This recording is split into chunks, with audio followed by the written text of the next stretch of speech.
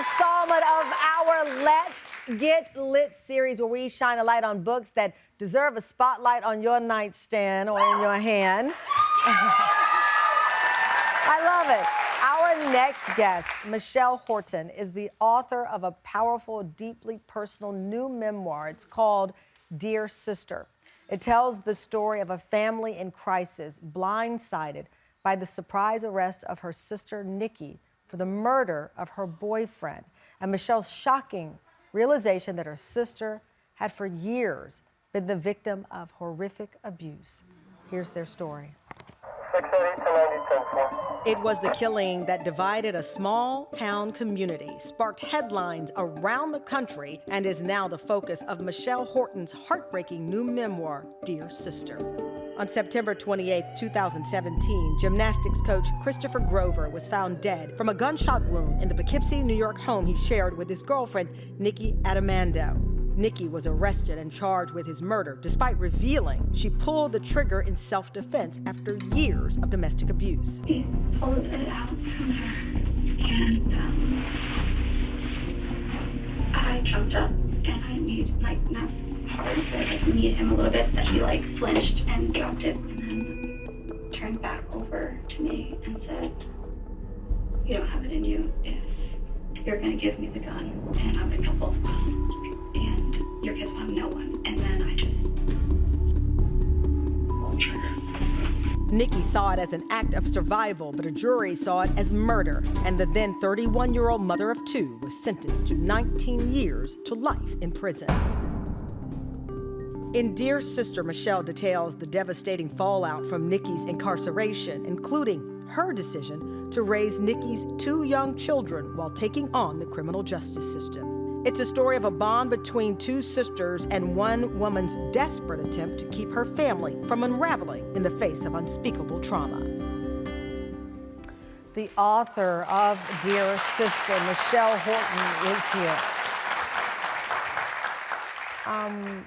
This might be one of the hardest interviews I've had to do for several reasons. I've been open about the death of my sister and the domestic violence that she endured. I also should point out that Nikki's not ready to come on camera or to speak, but I can see her in my sight. She's there. So this is the story of two sisters, and one formidable one sitting in front of me. Take me to...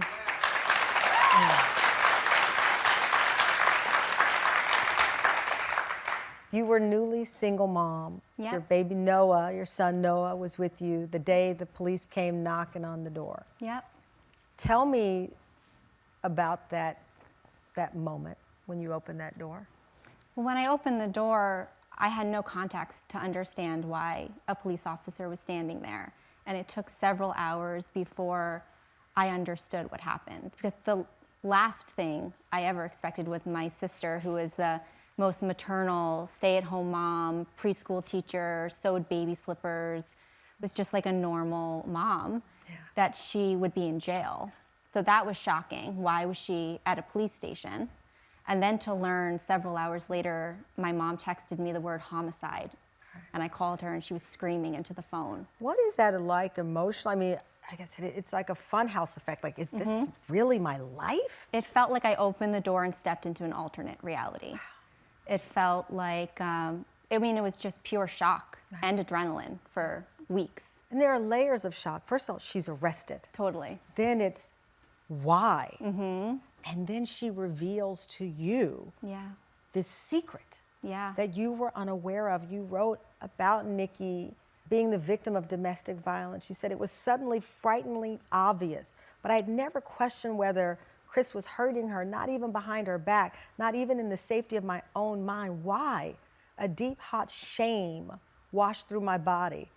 You know, we're talking about this real life experience and the word of shame, right? This guilt that you start to feel.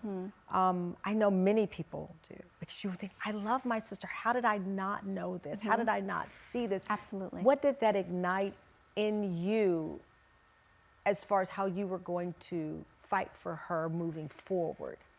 Well, I think it's complex. Yeah. And I was lucky that there was a group of women who had been trying to get Nikki safe. So as it was being explained to me what was happening to Nikki, it was also being put into context that most victims do hide it. Yeah. So it wasn't personal. Yeah. And so I was able to say, I feel shame and guilt, but I don't have time for this right now. Right. So I'm going to put it over here, Yeah. and I'm going to take all of my energy into doing what I can to get her out. You talk about, or you write about, in the first phone call you had with Nikki, you say the phone rang, you picked it up, and you heard, this is a free collect call from the Dutchess County Jail. It was the first time you'd heard directly from her what happened. Hearing her tell you her truth, how does that wash over you? It was like a light switch being turned on, and all of these things that didn't really make sense came into focus, and it all made much more sense knowing the context of abuse. But it still was like hearing about a stranger's life. When I got to hear her voice for the first time, then it became real, that this is really happening. You were there during the trial, and I would imagine you're saying to yourself, I know her story. I know she's telling me what really happened. The jury will see this. And they see something else. Yeah. They see Nikki as a murderer. Yeah. And they convict her 19 years to life. And Nikki had much more evidence of abuse than most victims have. She had much more support than most victims have. She had district attorneys who knew about it. She had domestic violence agencies who knew about it. She had photographs. I mean, there was multiple witnesses to things. Like, typically victims don't have that. Right. So we went into trial thinking, surely the jury would see. You thought, she's going home with us today.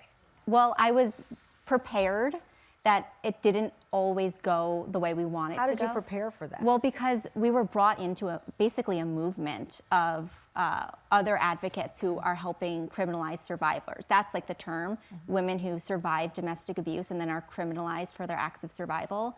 And there are advocacy groups all over the country. Survived and Punished is a huge one. So they prepped us that, you know, typically prison is at the end of the road for these women. Coming up, inside Michelle's tireless effort to bring her sister home after that devastating conviction. Next.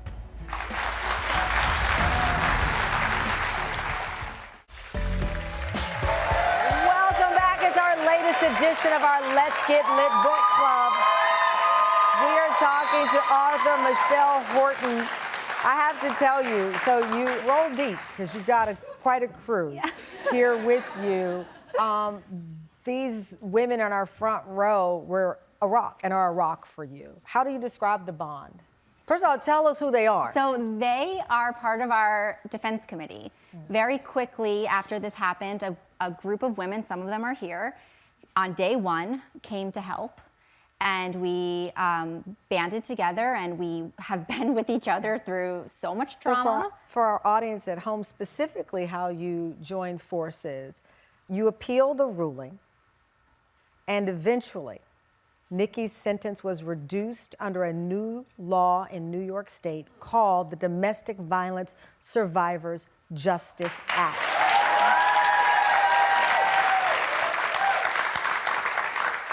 You never gave up. No, we never, ever gave up. The law was signed, it was signed into law a couple weeks after she heard the verdict, after decades of advocacy. So people have been fighting for this for a long time, and it looked like Nikki was going to be the first one to test the law. And then the judge decided she didn't qualify for it. And because Nikki was resentenced, now more women are getting out under the DVSJA. You wrote about Nikki, and you said that Nikki never, not once, accepted it. She held on to hope, telling me, if I stop imagining a reality where I'm free, I'll die. She said that every time the phone rang in her unit, she hoped it was someone telling her that she could go home. And on January 4th, Nikki's dream became a reality. She was released from prison, reunited with her children. Here's that moment.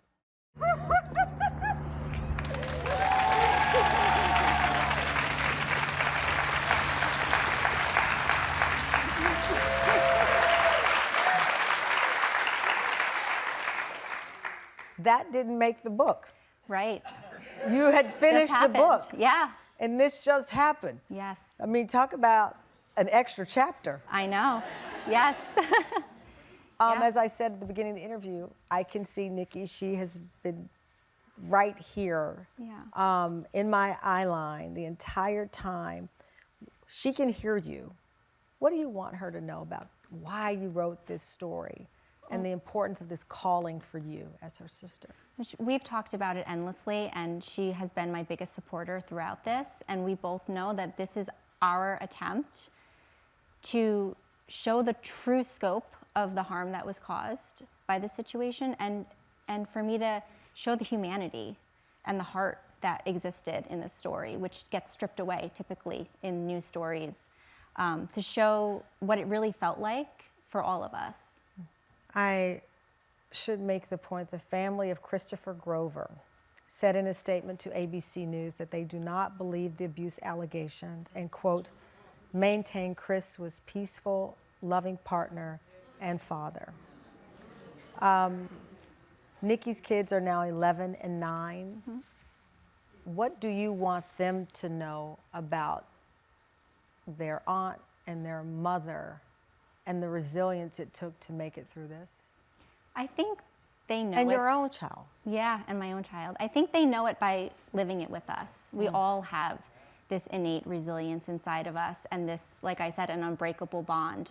And they know if they're in trouble, I will show up. That's what family does. We show up for each other and we keep fighting. Michelle, thank you so much.